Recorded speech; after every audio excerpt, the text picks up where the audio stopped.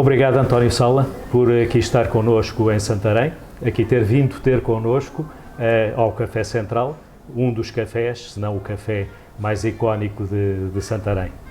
António Sala nasceu, já lá vão 75 anos, o tempo passa depressa, não é? Não passa, voa. Ou voa, parece cada vez mais ainda, a 14 de janeiro, fez agora há pouquinho tempo, então 75 anos, e nasceu no Norte, perto de Vila Nova de Gaia, em Vilar de Andorinho, e nasceu logo às 7h15 da manhã.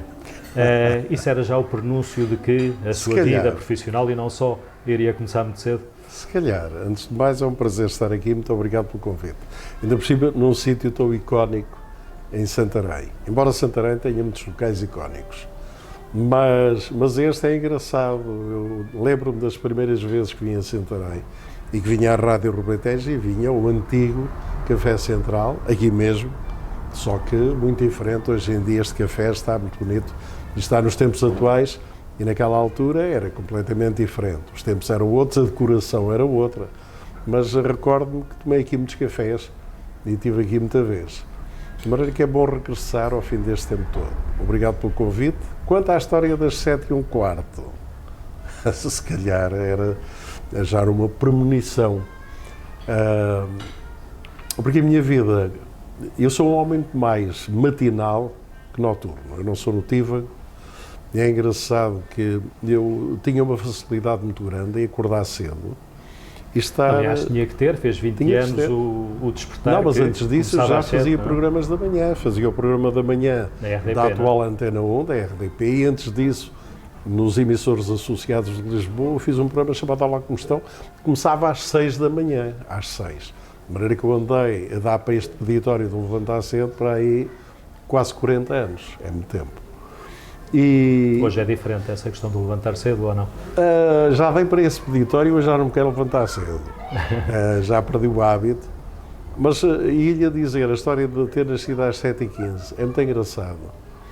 Porque normalmente as pessoas têm dificuldade no acordar, é sempre uma certa violência, o sair da cama, estremeado, não estamos com disponibilidade, nem com cabeça logo para começar a raciocinar. Assim que nos levantamos. Eu, por acaso, nunca tive dificuldade nisso. Há pessoas com quem nem se pode falar logo de manhã, que eles nem deixam, não é? Pois, não existem. Não existem. Mas é engraçado que eu não. Eu levantava-me e aquilo era não era tiro e queda, era tiro e vamos para a frente. E eu, passado muito pouco tempo, depois do meu duche, eu estava no pleno domínio das minhas faculdades. Sentia-me apto a fazer fosse o que fosse. E, portanto, com uma certa predisposição de alegria e tudo mais. Não era difícil. Nem me consigo sequer imaginar a fazer um programa noturno. Porque eu cheguei por volta das 8 da noite e as minhas pilhas vão-se abaixo. Estão a acabar. E quero a cama, descansar. E pronto. E a minha vida foi sempre feita desta maneira. E não tinha dificuldade. Nasci às 7h15 e durante anos e anos, profissionalmente, às 7h15 era a hora de eu começar a fazer o programa mesmo. De eu dizer o primeiro olá amigos, bom dia, vamos a isto. Olá amigos, bom dia, que era já uma maneira muito informal de abordar os espectadores, ou nesse caso os rádio ouvintes. Não é? Era porque você utilizou o termo rádio ouvinte e na altura era a rádio era mais protocolar.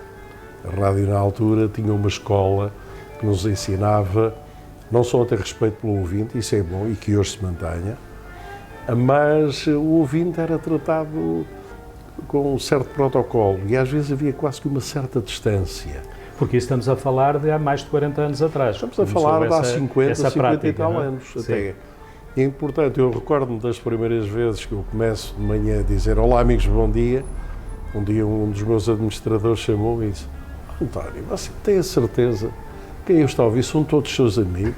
E eu disse, olha, ainda não havia amigos do Facebook também. Ainda não havia os amigos do Facebook. Mas eu disse, olha, à partida, a rádio é uma coisa que se sintoniza e que se escolhe por vontade própria. Não se paga e nós escolhemos quem queremos ouvir. À partida, quem sintoniza para me ouvir, para ouvir este programa, eu parto do princípio, se não for masoquista, a não ser que seja um inimigo para se torturar a si próprio. De contrário, as pessoas estão lá voluntariamente e, à partida, há aqui o elo da amizade.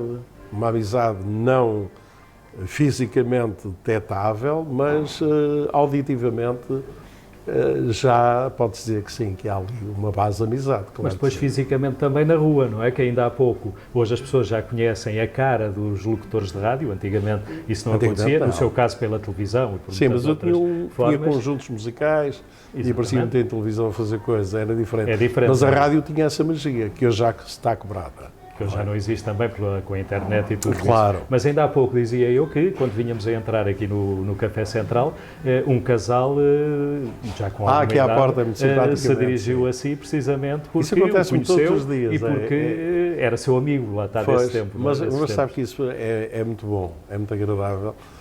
E depois sentir que ao fim de tantos anos que as pessoas criaram elos de ligação e que há afeto entre quem falava e quem me ouvia, isso para mim é das coisas mais bonitas e que me deixa muito feliz, muito feliz.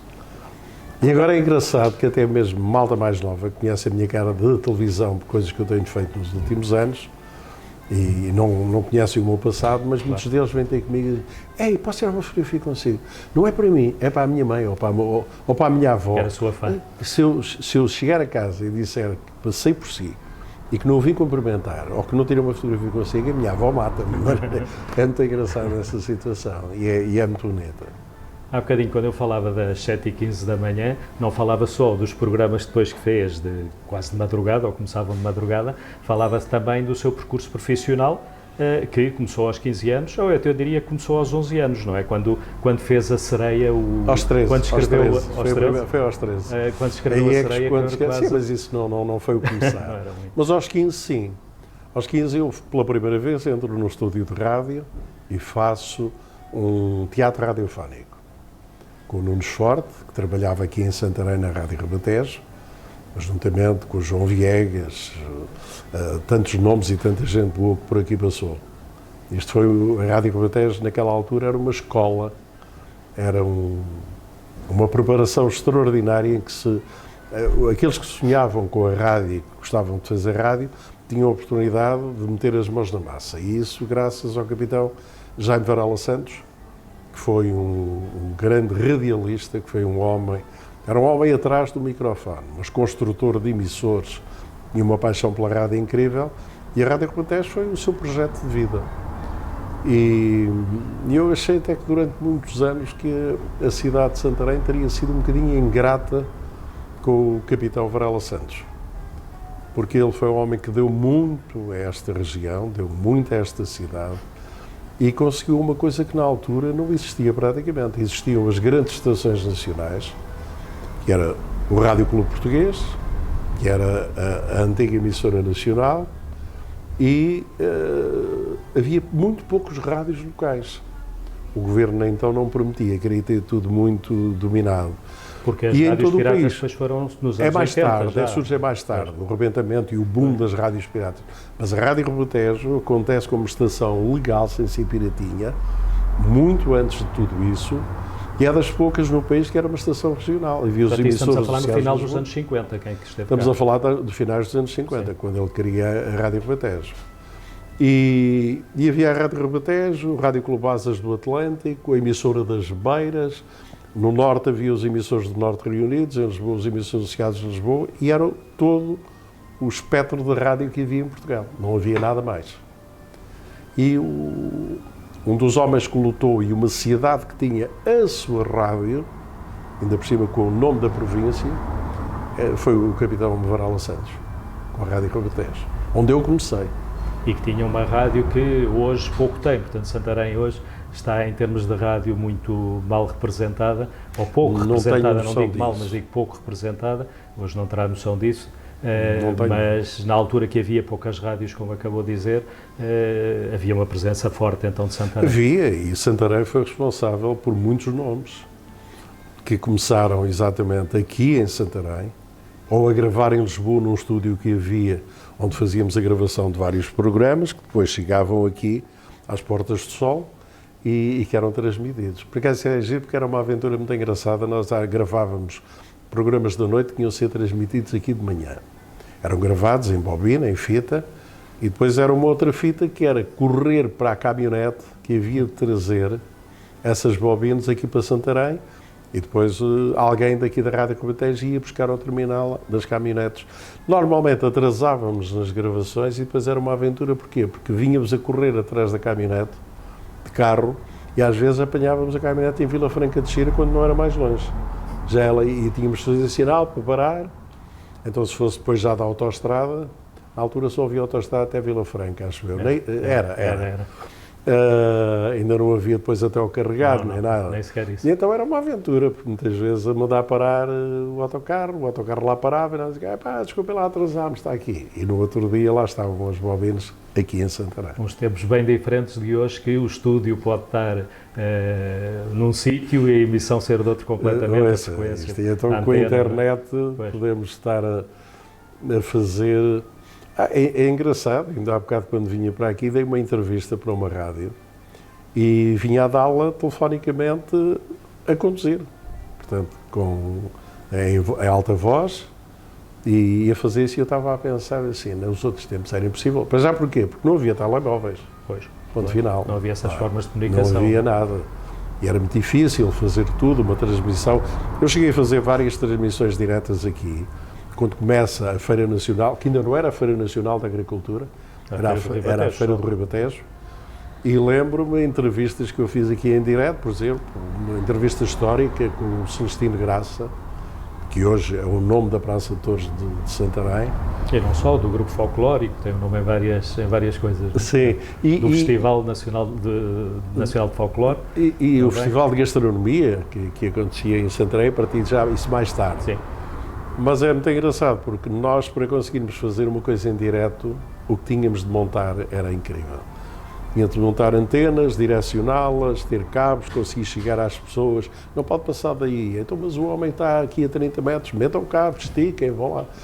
E hoje em dia, a facilidade que é, pega-se no telemóvel, faz-se, emite-se, e com uma qualidade superior àquela que na altura telefonicamente se conseguia. Muito superior. Mas aqui na Rádio Ribatejo teve um programa que era, penso que foi o mais emblemático seu, o Caravana das 5. O Caravana das 5, era às 5 da tarde. O que é que era exatamente esse programa? Era um programa de autor. Eu sou muito defensor, que na rádio, eu aborreço-me um bocadinho a rádio de hoje em dia, de certas estações, com a história das playlists. A música está toda ali enquadrada, é sempre a mesma, é repetitiva, de hora a hora estão a tocar as mesmas coisas, e isto ao longo de 24 sobre 24 horas. E o programa de autor foi muito desprezado. O que é um programa de autor? É isso mesmo. Quem o faz acaba por retratar durante o seu programa, seja de uma hora, seja o tempo que for, um bocadinho os seus gostos pessoais na música, nas abordagens, nos temas que aborda, nos convidados que tem, nas entrevistas que faz. E o Caravana das 5 já começava a ser um bocadinho tudo isso. Já era um bocadinho o retrato de quem o fazia. Claro que isto depois tem o reverso da medalha. Se um programa está tão personalizado naquilo que eu sou, que gosto, que leio, que vejo, acaba por ser um bocado limitativo. E depois há as pessoas que não gostam disso. E têm todo o direito. Mas por isso é que existe a opção, carrega-se nos botões. Na altura não eram muito botões ainda, era a sintonia feita. Toca a andar ali assim, a procurar. Ainda tenho um rádio desses que uso normalmente na cozinha. Eu tenho vários, tenho muitos até. Mas que agora vão estar em museu, se vocês quiserem, dentro de muito pouco tempo. E então é engraçado porque esse programa Caravana das 5 foi a primeira vez em que eu fazia rádio como eu achava que gostava de fazer. E isso foi importante para eu me encontrar a mim próprio. Porque antes disso, e nas pequenas coisas que eu fazia, eu não tinha personalidade própria. Eu era um bocado imitador. Acho que todos os miúdos são assim quando começam. Das minhas referências, de quem fazia determinadas coisas que eu gostava muito, e então eu tentava aproximar-me daquilo e ser como eles. Referências Artur Agostinho, a minha Pedro principal Moutinho, referência, a Maria Leonor, o próprio Peça, em determinada altura, mais tarde o Fernando Correia, e uma série de nomes fantásticos que tiveram muita influência na minha formação e na influência que tiveram em mim, poderosa, da maneira de fazer, na entrega e na paixão por aquilo que se faz, que eu acho que é indispensável. Eu pertenço àquela minoria, se calhar, de pessoas que têm o grato privilégio de toda a vida ter feito aquilo que eu gosto e que eu amo. Eu não consigo sequer imaginar a vida de pessoas que todos os dias têm de se levantar E estar a pensar para ter uma atividade acaba, não é? de que não gostam. Às vezes não gostam. É a subsistência, porque as pessoas temos de pagar a renda da casa, temos de comer, temos de vestir, temos os filhos, temos tudo. Mas, e fazer isso durante, não é meses, nem é anos e anos, uma vida inteira, às vezes, consecutivamente, deve ser uma coisa muito, muito triste mesmo.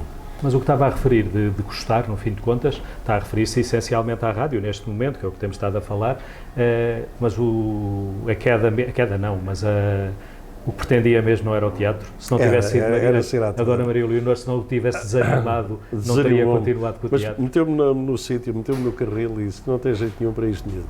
Tu, como ator, nunca te vais safar. Mas essas coisas às vezes influenciam muito as nossas vidas, não é? Mas aquela, por acaso, no dia que foi maus, dito, para mim foi um choque. Porque eu só queria e pensava ser ator. E pisar palco e representar e poder um dia vir a ser um grande ator. E quando temos uma pessoa como a Maria Leonor a dizer, tu não tens jeito nenhum, esquece. Mas ao mesmo tempo deu-me um outro impulso e disse, olha, mas há uma coisa que tu fazes bem, tu improvisas com facilidade, tens uma voz muito própria, muito característica de ti. Se tu estudares, se tu te empenhares, tu podes vir a ser, perdão, desculpa, foi um pontapé na mesa, mas podes vir a ser um razoável locutor ou um bom comunicador até. Mas aí incentivou para um lado, mas que eu nunca tinha pensado e que não era para mim um grande objetivo. E chego a casa e digo à minha mãe, como é que tem corrido as coisas? E eu disse, assim, assim. Disseram-me hoje isto assim, assim, assim, assim, assim. Mas quem é que disse isso? Disse a senhora locutora, Maria Leonor. Maria Leonor, mas tu tens consciência que é a Dona Maria Leonor. Dona Maria Leonor. A Dona Maria Leonor é a maior locutora desse país. É uma pessoa com uma cultura, com uma credibilidade, ela é uma senhora e sabe muito. Se ela te diz isso, só tens de não ser parvo e tentar seguir o conselho dela e ver o que é que consegues fazer dentro dessa área. A seguir falo com o Nunes Forte e havia um concurso aqui em Santarém para locutores de rádio. E éramos para ainda, sei lá, quase 200 que nos inscrevemos, passando em diferentes fases, e eu passei e ganhei, e fiquei muito feliz. E depois aquela paixão que eu tinha pelo teatro, e que estava a começar, já tinha feito teatro de palco, pequenas coisas, em pequenas companhias e em pequenas áreas de teatro. Mas quando começo a fazer teatro radiofónico, percebo de outra coisa, que é o estúdio, a paixão pelo microfone, o ambiente, o perceber como é que aquilo funcionava. E aí apaixono-me mesmo por aquilo. E nas radionovelas, está a falar? Fiz radionovelas. As radionovelas, na altura, tinham um êxito incrível, atenção. Eu ainda me lembro da Maria, simplesmente Maria, perfeitamente, não é? O trânsito parava naquelas alturas. Havia taxistas em Lisboa que não queriam ter clientes durante aquele espaço de tempo. Porquê? Porque a cobertura da cidade não era boa dentro da cidade por causa dos edifícios. E a cobertura, a qualidade de áudio que chegava não era boa. Virar uma esquina, apanhar um prédio com cimento e havia flutuações e eles então queriam ouvir aquilo tranquilamente, descansadamente. Então já sabiam, durante aqueles 45 minutos ou meia hora, parava o carro, não há nada para ninguém, não há transporte. Quando acabava aquilo, venham os clientes, vamos embora. Mas essa questão, se calhar, não sei se alguma vez pensou nisso, nem ao fim de tantos anos vale a pena muito estar a pensar, mas se não tivessem sido essas palavras da Dona Maria Leonor, poderia ter sido eventualmente um bom ator, ou um tão bom ator como Não, acho que ela estava cheia de razão. Tinha razão. Estava cheia de razão. Não. Mas ficou aí qualquer coisa, porque sim, tem o desejo ou gostaria também de entrar num filme, de fazer cinema. Sim, não é? gostava. É uma das minhas frustrações. Eu já fiz tudo, fiz teatro revista, fiz todo o género de coisas. Fiz teatro, fiz rádio, fiz televisão, fiz música, espetáculos, corri o mundo, 4 continentes, trabalhei e fiz coisas em, sei lá, quase meia centena de países, é incrível. Mas nunca fiz um filme, nunca entrei num filme. Chegou esse projeto a estar muito em vias de realização, porque quem sabia muito desta minha frustração era o nosso querido e saudoso Nicolau Breiner. E há uma altura em que o Nicolau disse-me, António, estou a projetar um filme, vou começar daqui se calhar uns meses com filmagens, e tenho um pequeno papel para ti. E eu disse, eu faço de quê? Fazes de sala? Fazes de António? Uma altura em que uma coisa passa e passa na rádio e tu vais representar o teu próprio papel e na tua pessoa. Isso é maravilhoso. E ficámos sempre com aquela ideia. Era uma história baseada numa história real que aconteceu, de um piloto português que voou para a Venezuela. Isto foi muito falado aqui há uns anos atrás, e as pessoas que levavam com ele meteram droga no avião, e na Venezuela o avião foi confiscado e as pessoas foram presas, e ele esteve também preso sem ter nada com aquilo, foi libertado ao fim de algumas semanas ou meses, mas passou momentos muito trágicos. E era uma história que, numa entrevista que eu fiz a esse piloto, que é um bom amigo, e o Nico gostou muito da história e da entrevista e disse, vou fazer o filme desta aventura, que isto é uma aventura. Mete vários países, mete línguas, mete droga, mete um inocente no meio disto tudo. Isto é uma história que vai ser construída. E nessa história há espaço para a notícia ser dada na rádio. E, portanto, uma das cenas do filme será exatamente, e és tu que farás isso. E eu estava entusiasmadíssimo. Infelizmente, antes de começarem filmagens e quando o filme estava ainda na fase de criar o guião e de elaborar, o nosso querido Nicolau partiu. Partiu e eu fiquei sempre com este desgosto. E digamos que quero ver se não me vou embora sem fazer uma perninha numa coisa qualquer de cinema. Acho que é giro. Embora é engraçado, há uma série de filmes portugueses, e não são tão poucos quanto isso, em que eu estou lá presente porque falam em mim. Por isto ou por aquilo, ou numa brincadeira qualquer, e da rádio, e em que o meu nome é referido. Mas que eu costumo dizer, pelo menos em referência, já estou em 2 ou 3 filmes. Um do Artur Semedo, que era com o Hermano José, outro que é com o João Paulo Rodrigues e o seu companheiro, que faziam que fizeram um filme, uma comédia baseada naquela aldeia que eles criaram imaginária, em que eles são dois soloinhos muito engraçados, e em que também há ali uma referência e uma coisa a mim, e há mais um outro, há pelo menos uns 3, mas não é isso que eu quero outra coisa. Eu quero lá parecer mesmo no cinema com o ator. Mas neste momento está a fazer, ou já fez, 60 anos de carreira, não é? Durante começou este aos tais 15, ao longo deste ano, as comemorações. Tem o espetáculo António Sala, o comunicador. Isso não é um bocadinho voltar ao teatro, não? Embora eu ligue atenção, faço de mim próprio, portanto, não há a representação... Como no tal filme que seria Como no tal filme seria a mesma coisa. Ali, digamos, não há muito ator. Embora neste espetáculo eu revivo algumas coisas e elas estão teatralizadas. Portanto, acabo por representar um bocadinho determinado tipo de coisas. Até porque se revivem muitos acontecimentos, programas de televisão, palavra puxa palavra, o jogo da mala em cabine, eu a fazer o jogo da mala e essas coisas todas.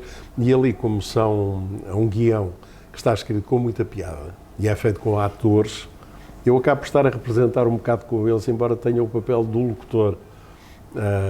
E é muito engraçado, é muito divertido. E aí, portanto, tem a parte da sua carreira, não é? Porque, portanto, é António Sala, o comunicador, mas não acaba por ser, eu não tive ainda a oportunidade de ver o espetáculo, mas não acaba por ser também um retrato de Portugal destas décadas? É mais que um retrato de Portugal. Vamos lá ver, cada um de nós nunca está isolado, não é? Nós não somos uma ilha. E cada pessoa acaba por ser o que é, e as circunstâncias e o local. E, portanto, nas diferentes décadas, o que eu faço são projetadas imagens muito interessantes. Por exemplo, anos 50. O que eram os anos 50 no mundo, os principais eventos. Isto tudo feito num minuto. O que era no mundo, as coisas mais importantes. Em Portugal, o que aconteceu de mais importante. E na minha vida, o que aconteceu de mais importante nessa década. E depois passa, então, para a teatralização. O espetáculo é um espetáculo bonito, como eu disse, com excelentes jovens atores que não são conhecidos, não são nomes conhecidos, mas têm muito talento, grandes cantores e cantoras, grandes bailarinos, grandes músicos, grandes atores, tudo gente a quem eu acho que deve ser dada a oportunidade, e eu quis fazer isso. E eles... há um Salinha pequenino, que começa... E de 11 anos, salvo erro. Ele tem 11, mas começa a representar um papel quando eu tinha 9, 10 anos. E em palco tudo é mágico e pode acontecer isso. Depende da maneira como está vestido e como é penteado. Depois, mais tarde, já com os óculos, que eu a partir dos meus 11 anos já uso óculos, sou caixa de óculos. Não podia jogar futebol por causa disso, porque sem os óculos não... Também não tinha jeito, mas não via a bola. E então, aquilo é muito engraçado. E as partes musicais são canções que eu escrevi ao longo das diferentes décadas, desde a minha primeira canção, essa que referiu, que é a Sereia com 13 anos, e depois todas as canções que eu fui fazendo.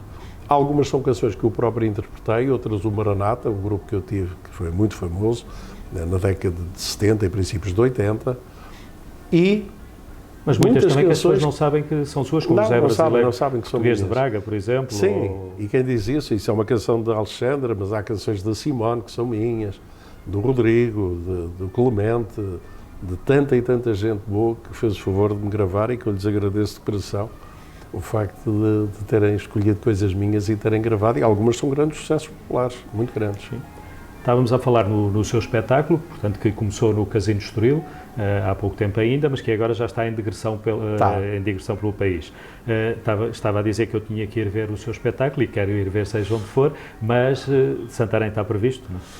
Santarém, o drama de Santarém aqui é que não temos uma sala suficientemente grande que possa defender o espetáculo. Ou seja, é um espetáculo que tem muita gente, tem músicos, tem bailarinos, tem cantores, é um espetáculo que para o público não sai caro, porque a minha ideia é sempre, e eu faço questão nisso, é serem preços populares e preços baixos. Mas, por sua vez, o espetáculo em si custa muito, é caro, na produção, não é caro para o espectador, é caro à produção. Tem de ter uma defesa. Qual é a defesa? Só há duas. Ou é uma sala que leve mais de 700, 800 ou 1000 pessoas, mas não pode ser um... Mas isso tem em Santarém, Qual? O CNEMA tem 1100, salvo erro, ou 1200. Então, se tem 1100, 1200, podemos pensar perfeitamente. A minha produção que se encarrega já disso e tratar, porque eu quero vir a Santarém, eu gostava muito de fazer Santarém. Normalmente, em salas com menos do que isso, é muito difícil conseguir fazer o espetáculo. O problema de Santarém é precisamente que não tem uma sala com 500, 600 para 500, 600 pessoas. Tem para 200, para 100, para 200, depois para 1000 só, não é? Pois, 1000 e tal, não é? Não, mas na de 1000 daria perfeitamente. Perfeitamente. E a outra forma, quando só têm salas mais pequenas, é as próprias câmaras interessarem-se e verem este espetáculo como também um momento de cultura e um momento de comunhão entre as pessoas, especialmente as gerações até com mais idade, de ver um espetáculo que recua no tempo e que lhes está a mostrar coisas que elas viveram e a recordarem-se. A reação das pessoas nos espetáculos que agora temos feito, Casino de Estoril, Cantanhede, Santa Maria da Feira, iremos agora também, vamos ter Figueira da Foz, Coimbra, Lamego, Guimarães, vamos passar estamos em negociações com os Açores, e as reações que já aconteceram é as pessoas, é muito engraçado, as pessoas mais velhas ficam até comovidas e dizem, eu revivi, eu senti-me outra vez jovem, eu lembrei-me dos belos anos e belos tempos que eu vivi, que eu ouvia. E os mais novos que vão assistir, já tive no final do espetáculo em Cantanhede, um jovem, era muito jovem, veio ter comigo e disse assim, olha, eu vim com a minha mãe ou avó, já não me recordo, não quero estar a mentir, mas vim com um familiar que quis ver o espetáculo e ele foi fazer companhia. E eu disse, então, e qual era a sua ideia? Eu pensei que ia ser uma grande seca. Eu disse, então, e o que é que foi? Foi giríssimo e descobri coisas que eu nem pensava, e como é que era o país, como é que as coisas funcionavam, e há ali pequenos... que interessante. É um espetáculo que tem isso tudo presente. Os momentos mais importantes, há um momento, por exemplo, estamos a comemorar os 50 anos do 25 de Abril, é um momento de espetáculo dedicado ao 25 de Abril, que é muito bonito, que é emocionante, e que é muito bem feito, e aqui em Santarém teria todo o sentido, durante este ano, isso poder acontecer, até porque um grande homem da Revolução de Abril, Salgueiro Maia, é um homem tão colado, tão ligado a esta cidade, e tudo isso está retratado de uma maneira que eu penso que é muito bonita e que é muito forte. Cuja mulher, que é uma querida senhora, Ana Tércia, faz o favor de ser minha amiga e que ainda reside aqui, é viva, obviamente, e reside aqui em Santarém ainda. Falávamos do seu espetáculo associado às comemorações. Aliás, agora deixe-me dizer para ela um beijinho muito respeitoso, e tenho uma admiração, tenho uma grande admiração pelo seu saudoso marido. Foi um grande homem, acho que Portugal precisa de mais pessoas e homens com a coluna vertebral, com a integridade e com a coragem que tinha o Salgueiro Maia. Precisa mesmo. Dizia que nas comemorações dos 60 anos, para além do espetáculo, foi também inaugurada, agora já em fevereiro, uma exposição em Lisboa. Uma exposição fotográfica que a ideia é correr o país todo e que se chama Retratos Contados.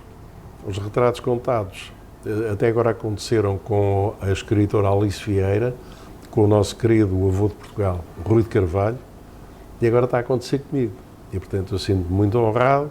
É uma exposição fotográfica que vai desde a minha primeira fotografia com meses todo nuzinho, não é? Como os meninos tiravam. Como é costume. Há uns que tiravam numa almofada de rabinho para cima. Eu, aquela não, já estou direitinho, encostado, mas ali em pelota. O que é sempre uma ternura numa criança de meses. E ainda bem que os nossos pais, os nossos avós na altura, queriam fazer fotografias dessas, porque hoje são das poucas coisas que nós temos e assim, É que nós hoje temos as fotografias, mas é no computador, não é? E depois aquilo perde-se porque o disco avaria, por isto, por aquilo. Eu continuo a gostar muito do papel. Claro que percebo, e hoje em dia nada se pode fazer sem o digital. Claro. Mas eu reconheço que na fotografia, parte da grande magia da fotografia está no papel. É nós podermos manuseá-la. Por exemplo, há fotografias que se pega e que já são velhinhas, o papel já começou a amarelecer. Se era um preto e branco, o preto já não é bem preto, é um cinza. E eu acho aquilo tão bonito, acho aquilo maravilhoso.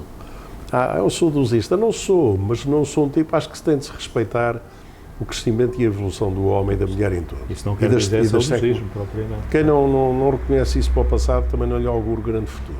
Quem recusa esse tipo de coisas. E que acha que não, é para a frente só que é o caminho. Não, para a frente é o caminho. Mas o caminho faz-se no presente e alicerçado na experiência que se traz do passado. Do passado também. Fotografia é precisamente um dos seus hobbies, não é? Não conhecido, talvez não muito conhecido. É a fotografia. Eu tive a sorte, quando fui para a tropa e fiz o serviço militar obrigatório... Onde foi radialista também, não é? Fui radialista e, para além disso, em termos de especialidade, calhou-me ser fotocine.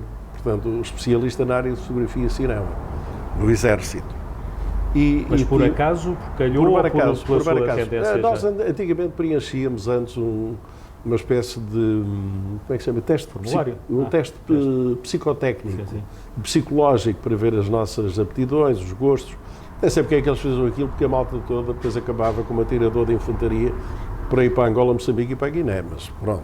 Mas faziam. E eu, claro que ao preencher aquilo tudo, preenchi tudo o que diz respeito à arte, às atividades que eu gosto. E falei muito de cinema, falei muito de fotografia, que eu já fazia, e cinema também. Eu, aos 13 anos, tive a minha primeira máquina comprada por mim, com o esforço que eu fazia, andar a vender, era estudante, trabalhador, e andava a vender enciclopédias de porta em porta, na cidade de Lisboa, para ajudar a minha mãe e para conseguir dinheiro para juntar, para comprar uma máquina de filmar de 8mm. Ainda não havia sequer o Super 8, era 8mm, filmava a preto e branco.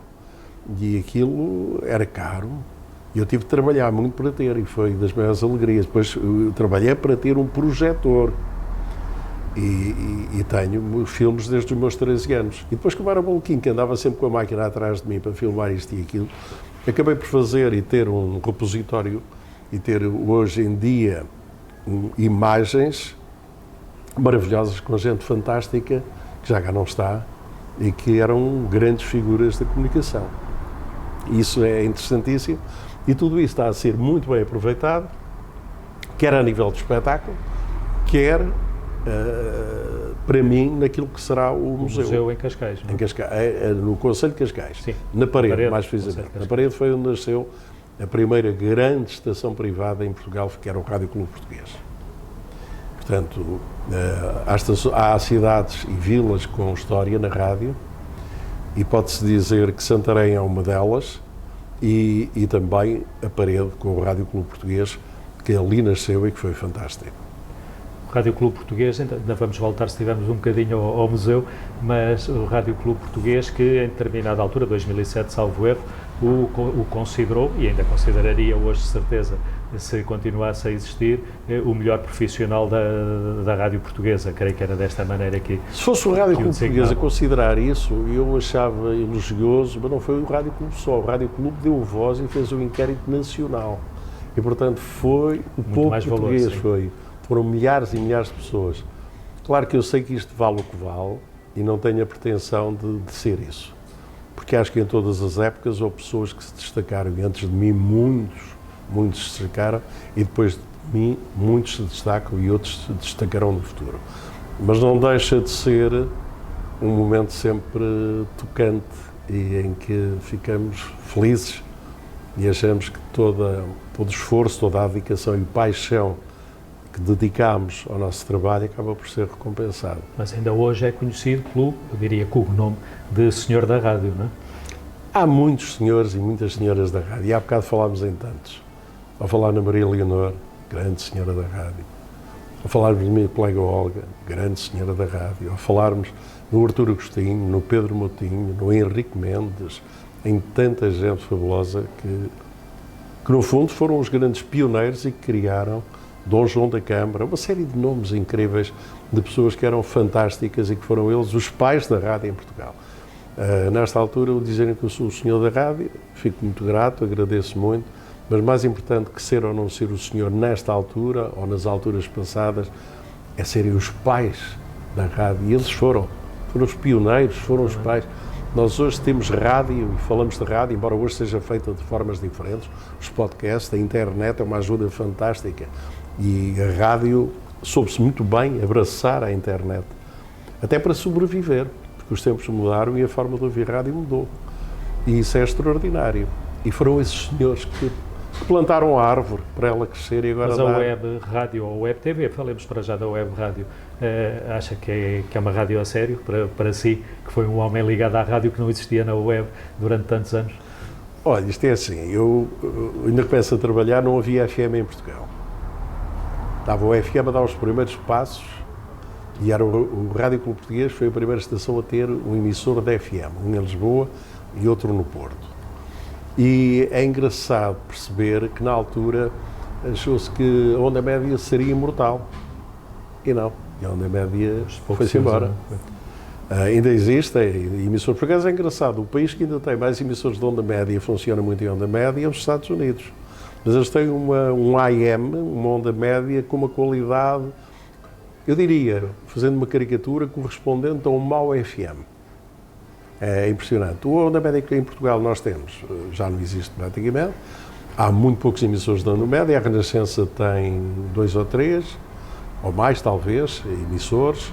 A Antena 1 e a RDP têm também alguns. A Comercial, eu nem sei, também tem, que era o antigo Rádio Clube Português. Mas no resto não, é o FM. E de repente toda a gente diz, pronto, o FM agora eterniza-se. Hoje eu já começo a pôr dúvidas se os carros que vamos agora e já se compram, alguns deles, olha, já não trazem leitor de CD, trazem para meter pena e trazem formas de internet e de colocação e nós podemos ouvir as estações de rádio através da net. Isso é o fim da rádio? Não, não é. A rádio eu acho que tem uma capacidade incrível. Repare, quando apareceu a televisão toda a gente dizia agora é a morte da rádio. A rádio e o teatro em Portugal sempre tiveram mortes anunciadas. Estou muito mal, é crise total, isto qualquer dia, não há teatro em Portugal, isto qualquer dia, a rádio vai-se embora. O último grande inimigo, entre aspas, da rádio foi a internet. Quando surgiu toda a gente disse, agora é que a rádio está feita. E a rádio tem uma capacidade extraordinária que é conseguir tirar proveito.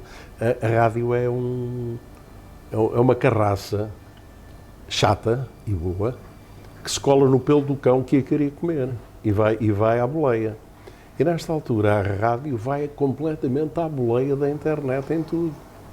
Não há um computador em que você não possa sintonizar e estar a trabalhar e ouvir estações de rádio.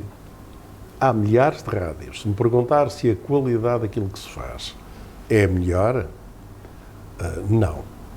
Não é. Até porque quanto mais é a quantidade, normalmente há a tendência para, na maioria, a qualidade diminuir um pouco. E depois começa uma luta concorrencial que é sempre muito aborrecida, que é o nivelar as coisas para se alcançarem objetivos e para se ter muita audiência, fazer sempre por baixo, nivelar por baixo. Isso é péssimo. Entramos um bocadinho em televisão, então ainda pior. Porque apesar de tudo, eu acho que a rádio que se faz em Portugal é bem feita. Há rádio muito boa, há rádio também muito má, mas de uma forma geral a nossa rádio sempre teve e sempre trabalhou de uma forma muito superior. A televisão está a nivelar por baixo de uma maneira incrível.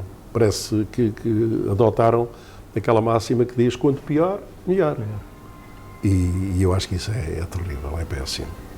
Mas aquela questão que dizia há pouco das playlists e da música programada, hoje seria possível ter rádio de outra maneira? Ou seja, ter uma programação de um dia inteiro, não, de uma semana inteira, de um mês inteiro, com música escolhida na altura por alguém e adequada, se calhar, até ao momento que se está a viver. Eu não estou a dizer que as rádios tenham de ser ou que tenham de eliminar as playlists.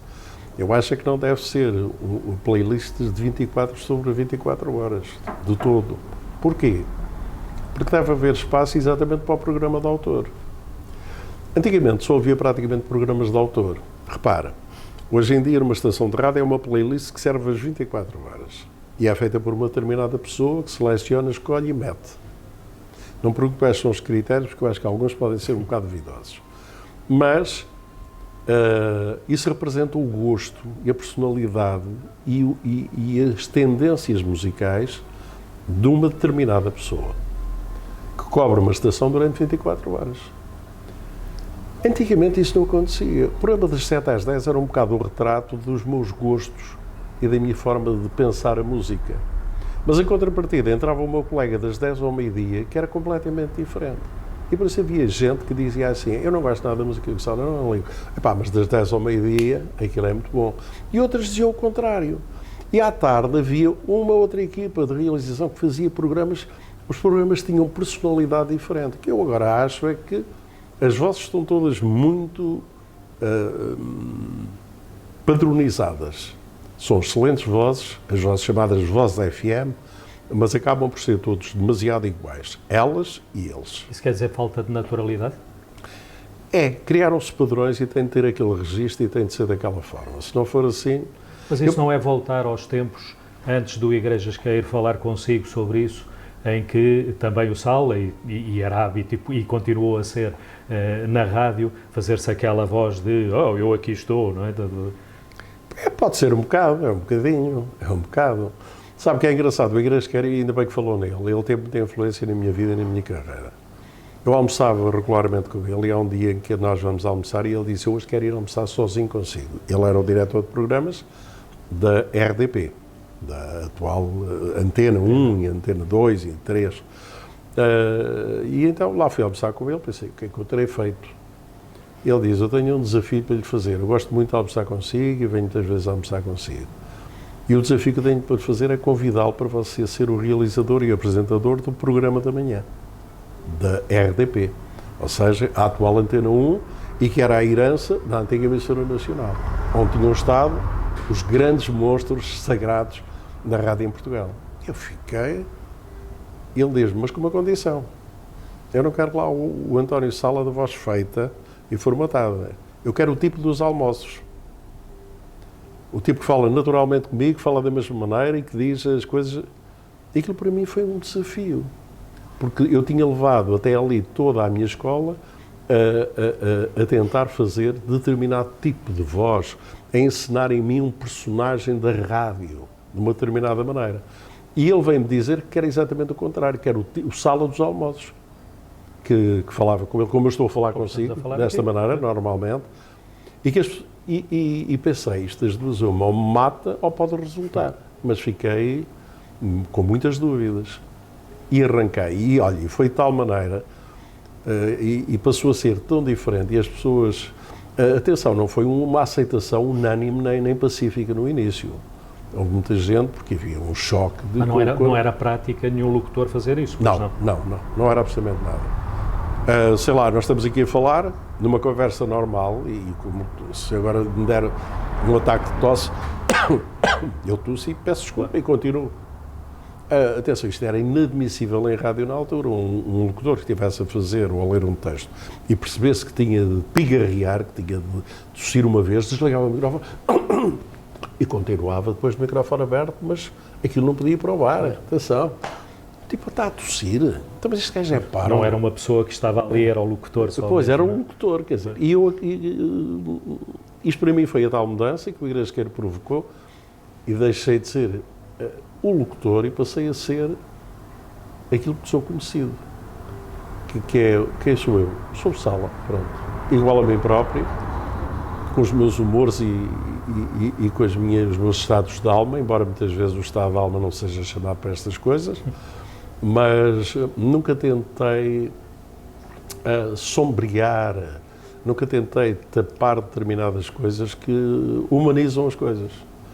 Eu comecei, o programa Despertar era um programa bem disposto, mas quando eu recomeço um programa Despertar e tinha acabado de morrer o Carlos Paião, eu não posso estar bem disposto, que era o meu melhor amigo. Portanto, eu só tinha duas hipóteses, ou não fazia o programa, ou fazia o programa, mas eu começo e digo que o meu estado de espírito é o pior possível, se calhar não vou ser uma grande ajuda. Tentarei alegrá-los de outra maneira, com a música que vou escolher, que vai ser muito alegre e tudo, comigo. Contem com o meu profissionalismo, mas não contem com o tipo que habitualmente conta uma anedota, ou que faz isto ou aquilo. Porque aí também os locutores teriam de ser, ou teriam de ser parecidos com os atores, não é? Ou seja, estar sempre bem dispostos, pois, mesmo quando não estão. Mas eu não tenho a ideia de que um locutor tenha de ser ator desse papel. Eu percebo que há estilos e vozes completamente diferentes. Há pessoas que foram talhadas para fazer uma locução mais séria, com uma determinada formatação da voz, com uma determinada postura. E eu aprecio muito isso e acho que são muito bons nisso. Quem é bom nisso, que se mantenha e que faça isso. Como outros são péssimos comunicadores e são excelentes locutores, por exemplo, de offs ou em publicidade ou em documentários da natureza ou nisto ou naquilo. A minha área, aquilo que eu mais gostei de fazer é de comunicar com as pessoas na mesma linguagem que falo com os meus amigos e em que elas falam com as pessoas normalmente no dia-a-dia. Portanto, isto também vai ao encontro de um determinado tipo de público, que pode gostar, mas também vai chocar de frente com pessoas que não gostam deste estilo. Portanto, eu fico muito reconhecido a quem gosta e gostou do meu trabalho, mas tenho também muito respeito por aqueles que não gostam do estilo e que dizem não me identifico. Sim, nunca se pode agradar a todos. Reconhecem só uma coisa, que o tipo é um bom profissional e faz as coisas com seriedade. É objetivo naquilo que faz e tem muito respeito pelo público a quem se dirige. Pronto, isto para mim é o essencial, mas podem não gostar. E eu isso respeito muito. Mas claro que gosto mais das outras pessoas ao que eu fui ao encontro de coração a coração, claro. E que para elas eu não sou nem sequer o António Sala, sou o Sala. Olá amigo, tantas vezes que me dizem eu não conheço as pessoas e isto é maravilhoso, quer dizer. Claro. Nessa questão da naturalidade, e já falámos várias vezes do programa Despertar, como não podia deixar de ser, temos que fazer referência, que já há pouco referiu, à Olga Cardoso, não é? Que o acompanhava no Porto, portanto, e que eu lembro-me de ouvir o programa e aí não tinha a mínima noção, até determinada altura, que um estava em Lisboa e o outro estava no Porto. E conseguiam essa tal naturalidade durante o programa, mesmo com aquela distância a separá-los. Mas repare, só se conseguia com naturalidade mesmo. O contrário era um falhanço. Se aquilo tivesse um guião e ela estivesse partilhada com o que tinha de dizer, e eu também, aquilo nunca poderia funcionar. E aquilo funcionava normalmente como nós estamos aqui a conversar, ou como quando você tem de fazer uma chamada telefónica, liga para um amigo e estão os dois a conversar, com a mesma naturalidade. A Olga já participava no programa da manhã da Renascença, que se chamava Despertar às 7h30, que era feito pelo Fernando Almeida, e quando me dizem que, quando com a Renascença se acorda que eu iria fazer o programa, ele recuaria, começaria às 7h15, portanto, e perdeu o título de Despertar às 7h30, que eu só Despertar. Ele terminava por volta das 9h, depois é acrescentado e acaba por ir das 7 às 10h. E eu recordo-me da conversa que eu tive com a Olga, que eu não a conhecia nem sequer pessoalmente, nunca tínhamos estado juntos. Foi uns dias antes em que falámos ao telefone, um com o outro, fiz-lhe um telefonema, estivemos a falar durante bastante tempo, E ela disse que tinha 3 intervenções no programa. Uma numa primeira hora, na segunda e na terceira. Numa falava do trânsito no norte, de outra falava do tempo, de outra falava não sei o quê. E eu, na altura, disse assim, Olga, vamos fazer uma coisa. Deu-me aquela ideia assim de repente, não foi nada programado. A Olga vai estar sempre 2 escutadores e prontinha para ligar o microfone e sempre à espera que eu possa meter-me consigo. E vai fazer outro favor que é, não vou ser só eu a escolher a música, levo para o programa meia dúzia de discos que gosto e vamos os 2 intercalando e vamos fazendo aqui um ping-pong entre Lisboa e Porto. Esse ping-pong resultou tão bem em tudo. Ainda por cima, a Olga era do Futebol Clube do Porto. Ou seja, representa um grande aglomerado de pessoas que têm simpatia clubística a norte. Eu, do Benfica. O nosso repórter Carneiro Gomes, do Sporting. Havia o repórter do Porto, o Jorge Peixoto, que era boavesteiro. Acabava por estar ali, digamos que aquele caldo, aquela união de todas estas pessoas, acabava por ser muito equilibrado e acabava a ser muito respeitador. Repara que é tanto respeitador que o Porto jogava à noite, uma quarta-feira, para a Liga dos Campeões e tinha um bom resultado e eu começava o programa no dia a seguir tocando a marcha do Porto. Isto hoje é quase que impensável, porque entrou-se numa guerrilha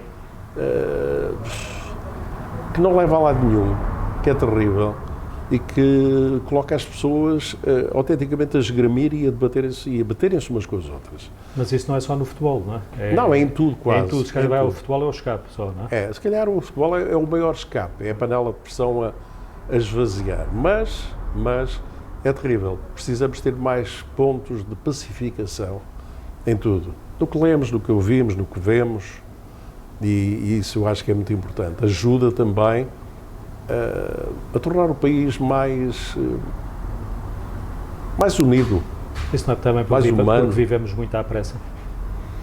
Estamos a viver cada vez mais, as pessoas não têm tempo para saborear nada. Ainda hoje fiz televisão e a primeira coisa que me disseram, eu perguntei quanto tempo é que vamos ter?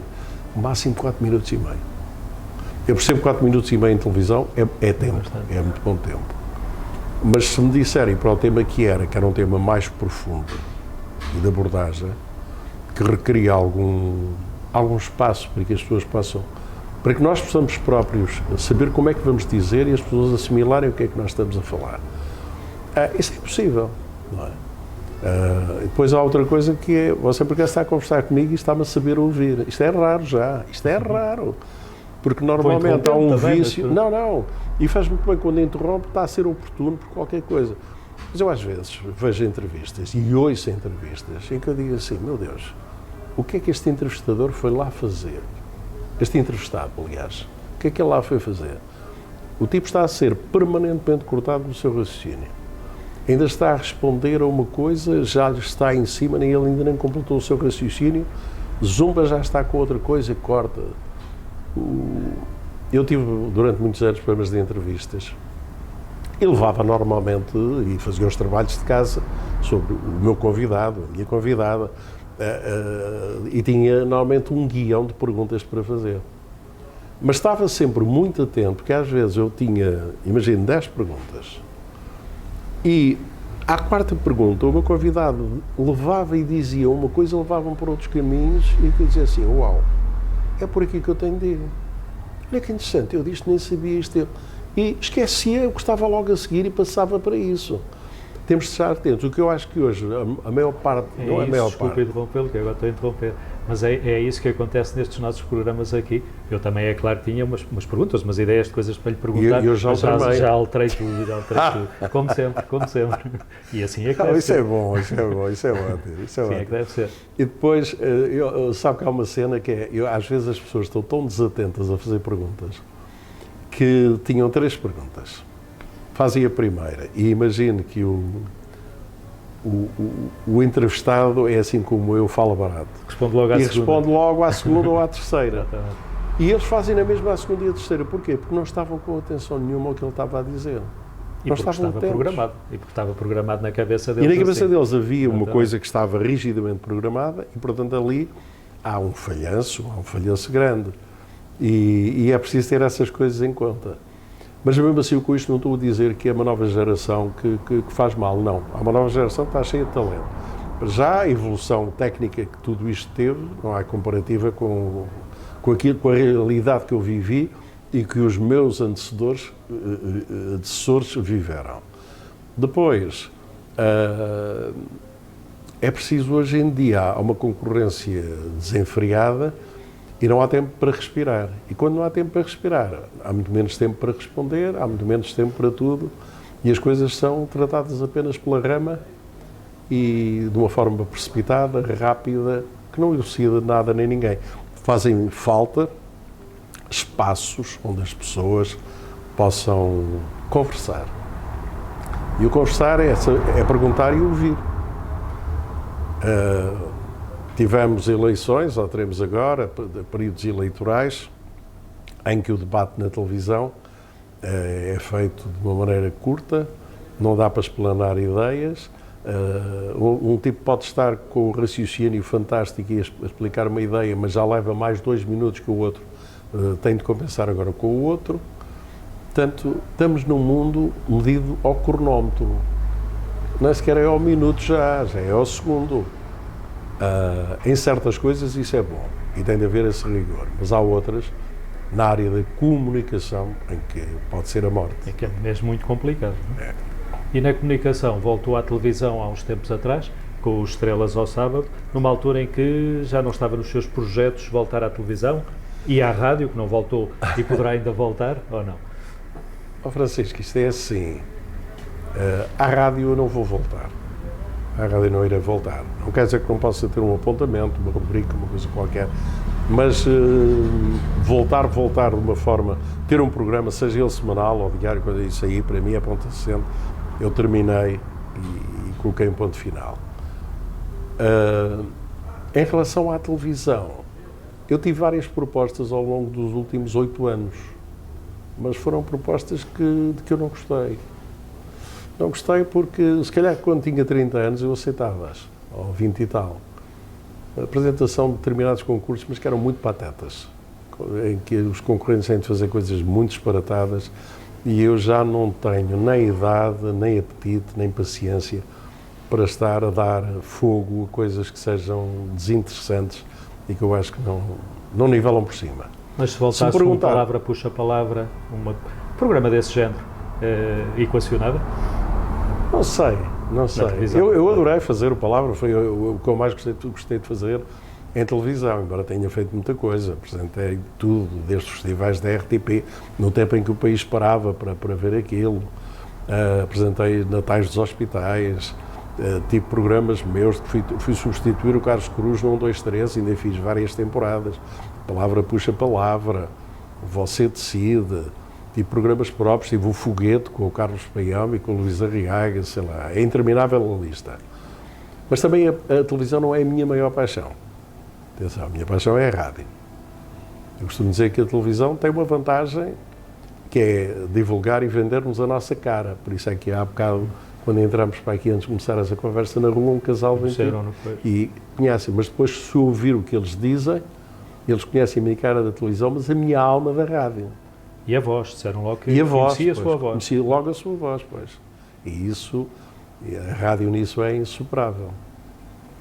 E é engraçado que eu ainda hoje percebo muito bem, às vezes estou em casa e estou a ver apresentadores de televisão, e especialmente a malta mais jovem. E eu há alguns que eu olho, ouço durante 1 minuto e digo assim: nasceste só para a televisão, nunca fizeste rádio na vida. E há outros que começo a ouvir, vejo e digo: bom, tens a escola da rádio, fizeste rádio de certeza absoluta. Depois, mais tarde, vou pesquisar coisas do género e raramente falho nisso. Está certo? Porquê? A rádio tem uma vantagem. Você tem de... Aqui não, estamos com imagem. Mas na rádio, antes da rádio ter câmaras de televisão e de ter quebrado até uma certa magia de quem é que está por trás das vozes, acontecia uma coisa muito interessante, que é, na rádio nós só temos um instrumento, que é a voz. Não estou a falar da música, estou a falar de voz. E quando nós queremos fazer passar determinada história ou determinada mensagem, nós temos de ser suficientemente eloquentes para quem está do outro lado perceba a situação que nós estamos a descrever, como é que é a rua que nós estamos a falar, como é que serão os personagens que nós estamos a referir. E nós habituámos a ser preciosos na palavra, na forma em como expomos as coisas para que as pessoas visualizem as nossas palavras. A televisão é diferente, a televisão tem lá a palavra, mas tem a imagem a contar a história toda. Não é? Os bombeiros tiveram, não sei o quê, as imagens dos bombeiros estão lá. Se costuma dizer uma Se eu tiver a dizer mais isto, que 20 palavras. é, Não.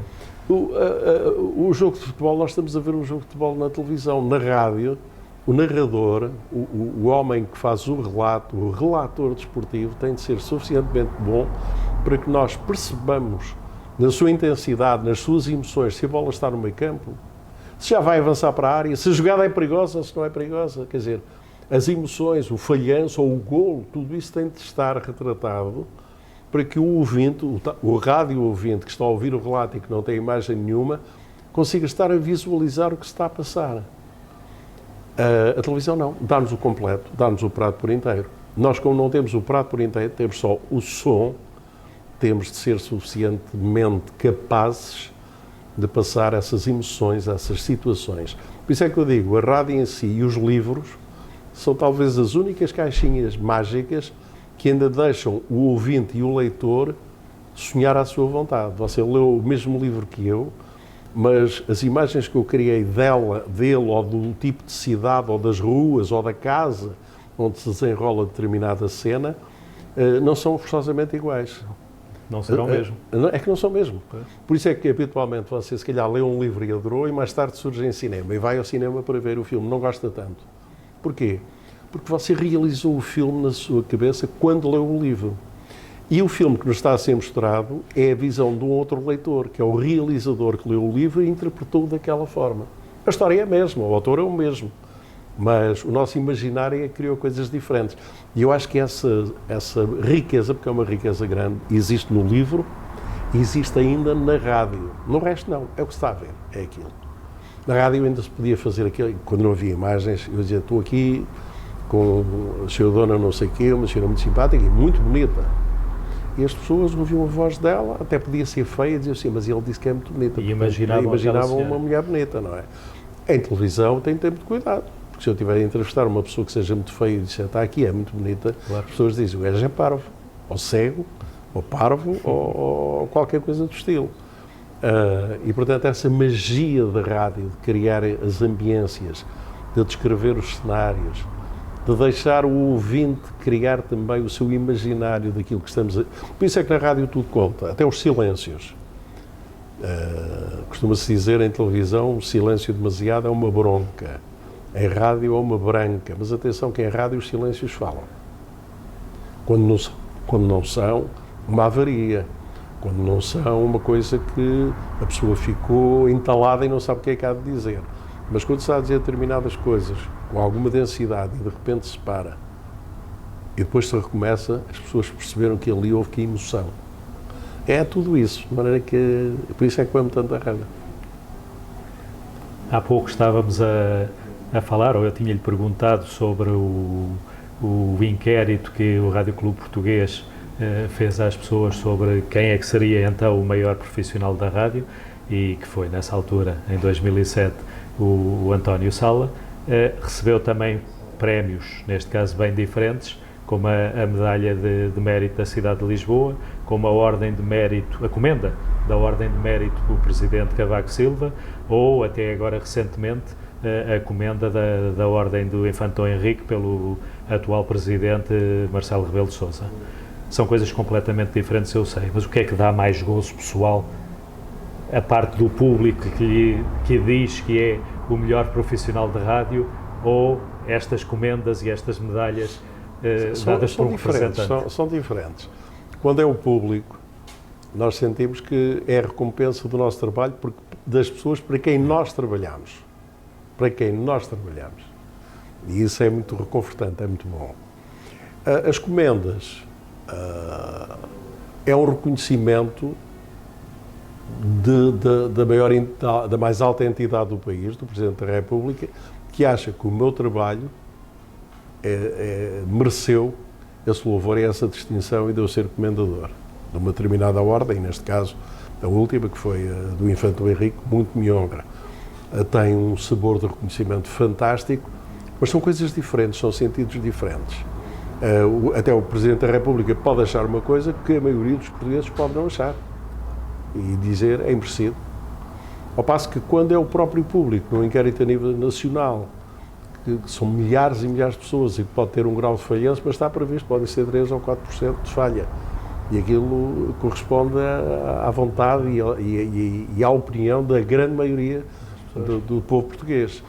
E é muito reconfortante. Eu diria que, inicialmente, foi muito bom ser o público, o alvo do nosso trabalho, a dizer está aqui este homem e vamos bater-lhe palmas. Fico muito grato, de coração.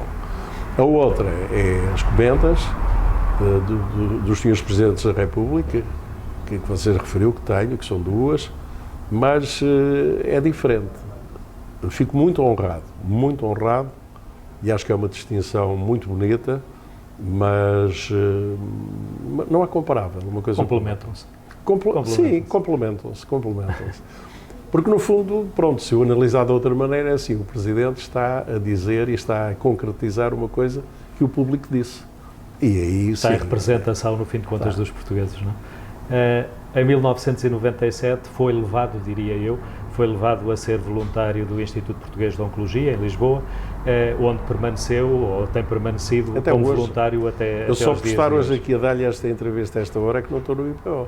Se não estaria lá. Na altura não terá ido com a maior das, não diria vontades, não terá ido com a maior das... Foi-me difícil ir. Com uma grande atração, mas depois viu que o trabalho era muito A minha assistente e a minha melhor amiga, que é a Luísa Espírito Santo, que já fazia voluntariado e participava e organizava festas para as crianças no IPO, lançou-me o desafio e eu fui temeroso. Eu sou daqueles que só o cheiro do hospital me tinha respeito e passava longe. O hospital era uma coisa que me atemorizava e não tinha tido até então nenhum problema grave, nem nenhum problema, muito menos oncológico, nem sonhava, não é? E fui e achei que era maravilhoso nós podermos contribuir. Neste caso, para as crianças, era durante 1h30, 1 hora e pouco, nós conseguirmos transformar uma sala que é um pesadelo, onde estão meninos, alguns deles nem conseguiam bater palmas porque estão cheios de seringas nas mãos, sem cabelo, com uma cor que nos dói o coração, e tão tristes, com olhos de tristeza e de sofrimento. E perceber que durante aquela hora, através da nossa entrega, e a minha maneira de brincar com eles, de brincar com o palhaço e o palhaço interagir com eles, do cantor que leva a viola e que canta canções e os põe a cantar, que nós olhamos para a cara deles e ao fim de 10 minutos os miúdos estão transfigurados, estão a viver um momento de felicidade e são felizes e esquecem, quase que esquecem o sítio onde estão e o que estão a passar. Nós temos consciência depois que nos vimos embora e que eles ainda ficarão um bocadinho naquele sonho, mas depois vão cair noutra realidade. Mas se pudermos fazer isto algumas vezes e durante várias horas e durante meses e durante anos fizermos isto, penso que é um contributo bom.